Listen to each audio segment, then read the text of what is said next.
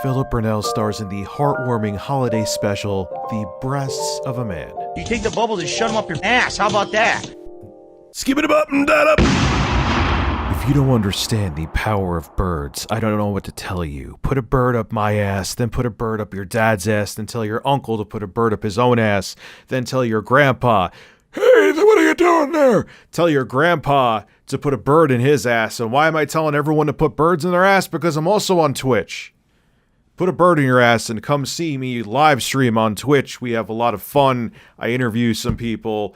We had an interesting time last night. So RTU streams at Twitch, link below in the description. Tell your dad, tell your uncle, tell your brother, tell your sister, tell your mother, tell your grandmother, tell your grandmother's horse that I am on Twitch and I am a man with an ass. Alright, so shamelessly plug my holes. Let's get into the story here. Bayonetta's former voice actor, Hellena Taylor. We know her.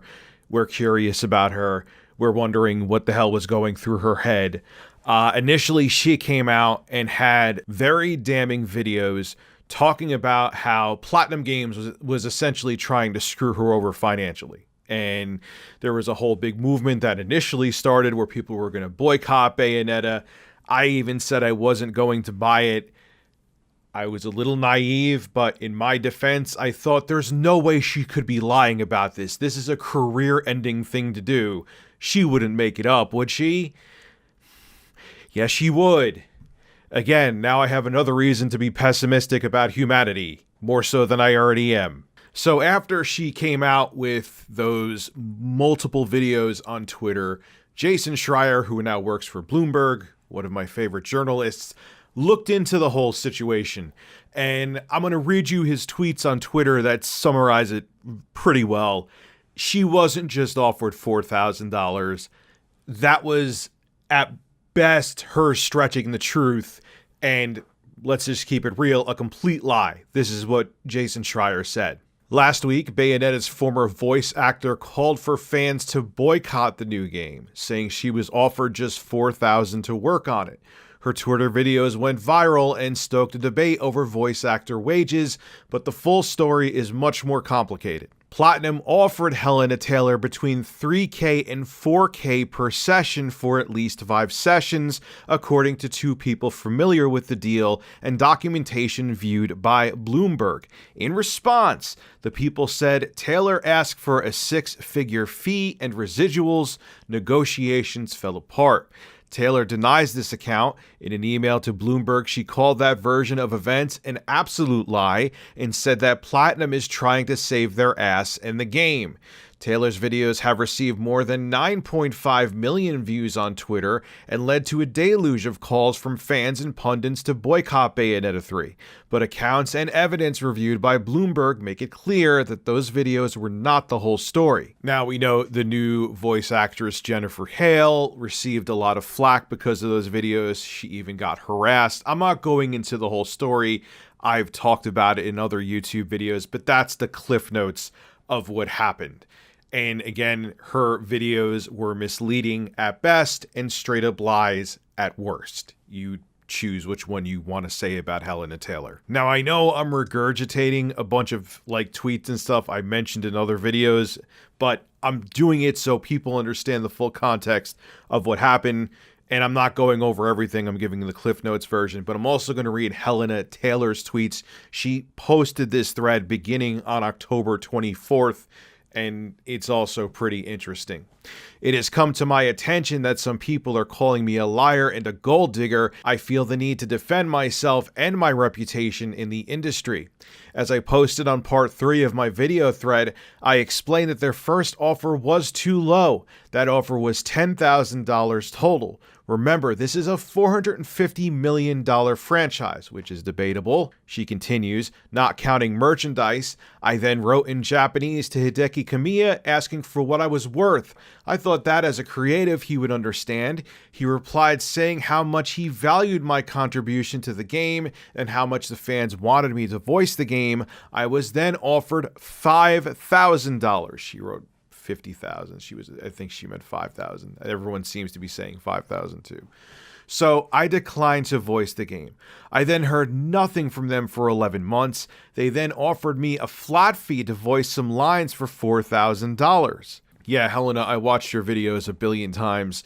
You made it like they offered you $4,000 to be the voice of Bayonetta for the entire game. That's what at least what it came across like. Any other lies, such as $4,000 for 5 sessions, are total fabrications. There were not extensive negotiations. I've also been informed of ridiculous fictions, such as I asked for $250,000.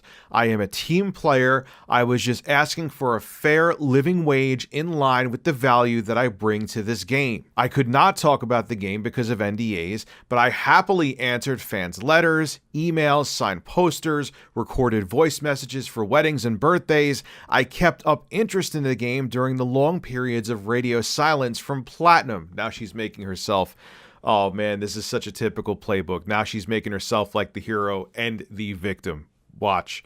The only time I was ever at a game conference, I felt weird asking for money for a signature, as they had already paid for the game, and I was grateful that they liked my work and the character. Oh God, yeah. That whenever someone tries to, whenever someone gets caught doing something and posts something or says something like, "Look how nice I am. Look how helpful I am."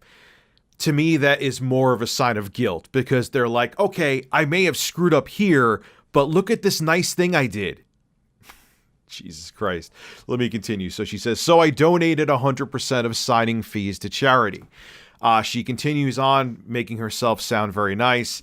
I will post the 14 charities so that you can donate to charity instead of buying this game from corrupt, greedy people. Everyone brought up an interesting point that I was an idiot and didn't say the first time. What about all the other people who were just developers and engineers and artists that worked on the game? Should they lose their jobs because one voice actor for the game, even the lead voice actor, feels like they got screwed over? That's not a good look, and that was a very good point that I totally missed, Helena. This is kind of pretentious of you, even if you did get screwed over.